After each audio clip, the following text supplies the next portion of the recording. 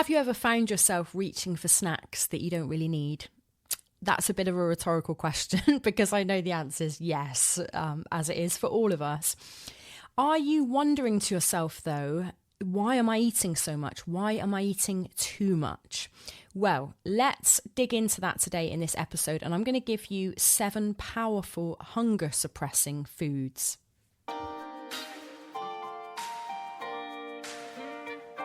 Are you ready to feel clear-minded, energised and strong in your body so you can serve God with even greater joy and purpose? Welcome, friend. I'm Laura Hargrave, Master Certified Nutritionist, best-selling author and health coach with over 20 years of experience helping believers like you live vibrant, spirit-led lives through simple and lasting health habits that truly work. In this podcast, I weave together biblical wisdom, proven science, and a less is more approach to help you burn fat naturally, boost your energy and focus, and restore your body as God's living temple. So grab your green tea or your walking shoes and let's grow in wisdom and wellness that will bless you for years to come. Welcome to Health in Faith.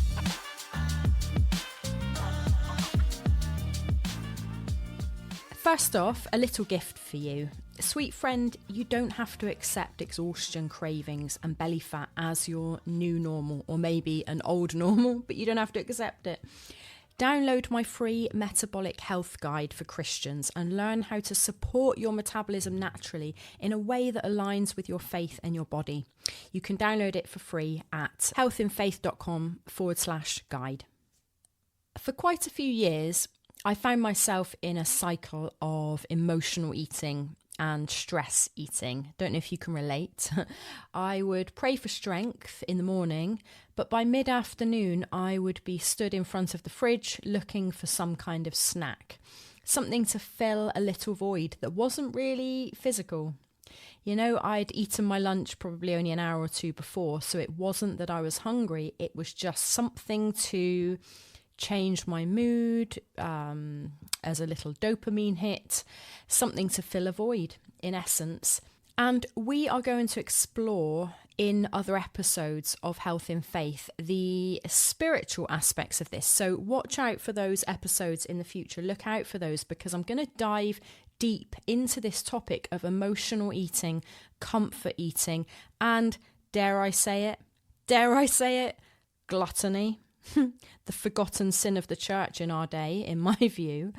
But that's for another episode. So today, what I want to do is speak on foods that actually satisfy us so that we're not craving, like physiologically, we're not craving foods. Because as I say, again, just to separate it out, there is a spiritual side, an emotional side to comfort eating and eating too much, but there is also a legitimate, genuine physiological aspect, as in if we're not getting the right nutrients and things. So in today's episode, we are going to dig into 7 powerful hunger suppressant foods. Now, there are many factors that drive ongoing hunger, and if you find yourself wanting to eat, then as I say, it can be emotional, it can be spiritual, it can be stress, poor sleep, blood sugar swings, and the foods we choose have a big impact on our hunger and satiety. So let's look at 7 foods then with unique properties. These foods are really cool because they do have really wonderful properties that help keep us satisfied for longer and support healthy appetite regulation. So we'll naturally reduce your hunger. So number 1, avocado. Avocado is like a perfect food. It transverses every diet type. I've been in veganism, I've been in low carb, I've been in high carb, I've been in vegetarianism, keto, you name it, I've tried it. And the one food that is accepted and beloved, it would seem, in all those different dietary approaches, is the humble avocado.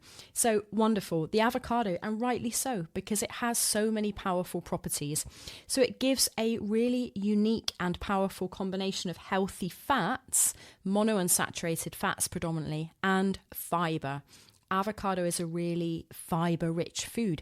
It also contains a ton of potassium. I don't know of a food higher in potassium than an avocado. It's got almost 1,000 milligrams per avocado, and many people are deficient in potassium.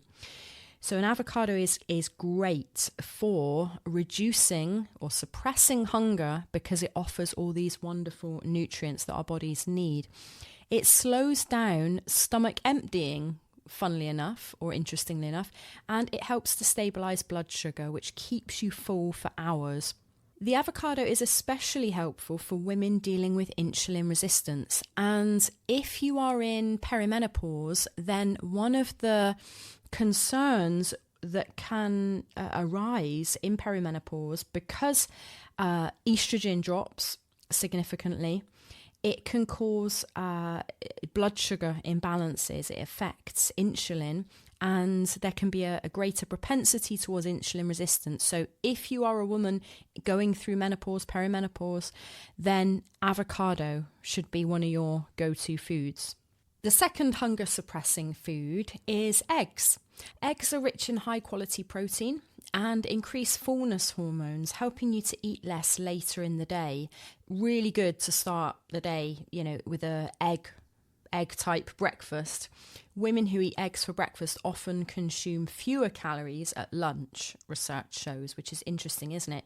And eggs, aren't they so versatile? You can have an omelette, a boiled egg, you can prepare them ahead of time. I often boil 6 eggs on, say, a Sunday evening, store them, peel them, store them in the fridge, and then just draw on them as healthy snacks. And I will often have an egg-rich breakfast. You can make muffins with eggs. You can use egg whites. So, eggs are a wonderful food of choice to curb hunger. The third food is boiled potatoes. Boiled potatoes are extremely high on the satiety index. Their volume and resistant starch, especially when cooked and cooled and reheated, interestingly, same as, I think rice is the same. So when you cook them, cool them, and then reheat them, they help to control blood sugar and keep you satisfied far longer than any other type of carby thing, namely bread, wheat, pasta. So go with a boiled potato. If you're looking for something quite starchy, then boiled potatoes are brilliant. And again, make these ahead of time, because then you can boil them, cool them in the fridge, and then just draw on them again, maybe while you're doing your boiled eggs on a Sunday evening, if that's what you do, that's what I do, then throw in some potatoes, boil some potatoes. And you don't have to eat a lot. I very much I'm an advocate of a low carbohydrate and ketogenic diet. I would suggest that we should be having less than 100 grams of carbs per day for optimum health. So you don't need a lot of potatoes. This is the thing. You don't need 3 or 4 or 5. 1 or 2 is absolutely fine. Number 4 on our list of hunger suppressant foods is Greek yogurt. Again, a wonderfully diverse food. Isn't it wonderful that these foods are so versatile? You can use them in anything. You can put them in sweet things, savory things. So Greek yogurt will go equally in a curry as it will with some, say, honey and berries, or just berries and lemon juice or whatever. But versatile, delicious. Portion of Greek yogurt often delivers around about 15 to 20 grams of protein per serving. That's safe for like a 200 gram portion. It's low calorie as well, so it's a perfect food if you're trying to lose weight. Has a thick, creamy texture, doesn't it? You don't need me to tell you that, but it helps to boost fullness signals. And don't shy away from a full fat version of Greek yogurt, because the fats are good as well. Probiotics in the yogurt obviously support your gut health and gut balance, which again is important for managing cravings. Food number 5 is chia seeds. So slightly less obvious than some of the others, maybe, or less known, less used by people, although obviously chia seeds are a pretty popular food in our day and age now. They've certainly become a lot more popular, haven't they, in the last 5-10 years. So chia seeds absorb many times their weight in liquid, forming a gel in your stomach, and that creates a strong feeling of fullness. The soluble fiber in the chia seeds slows digestion, making them especially helpful for emotional snackers.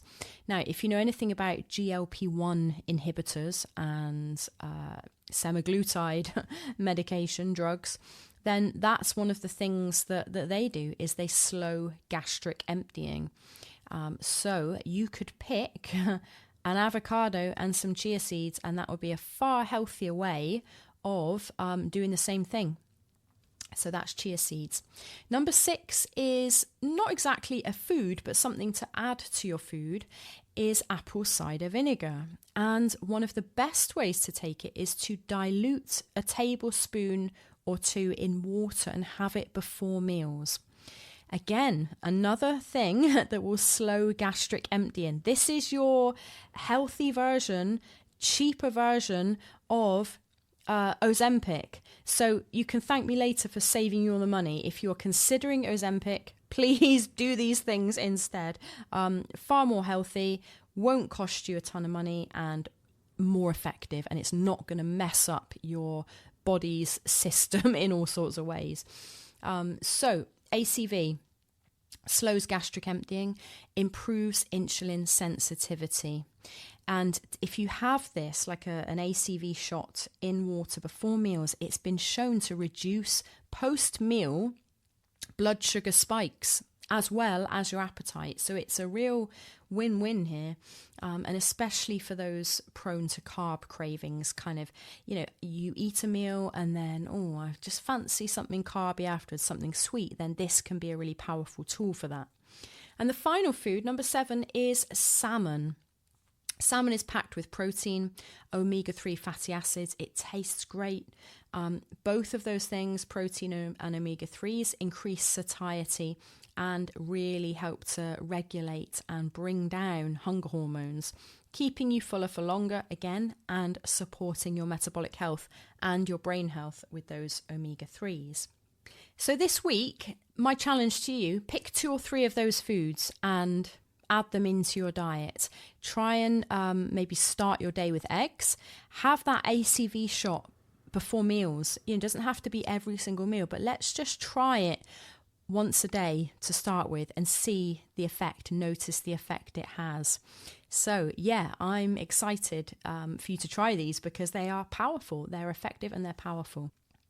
If you're ready for a real change and want expert Christ-centered support, then can I invite you to book your metabolic breakthrough consultation with me?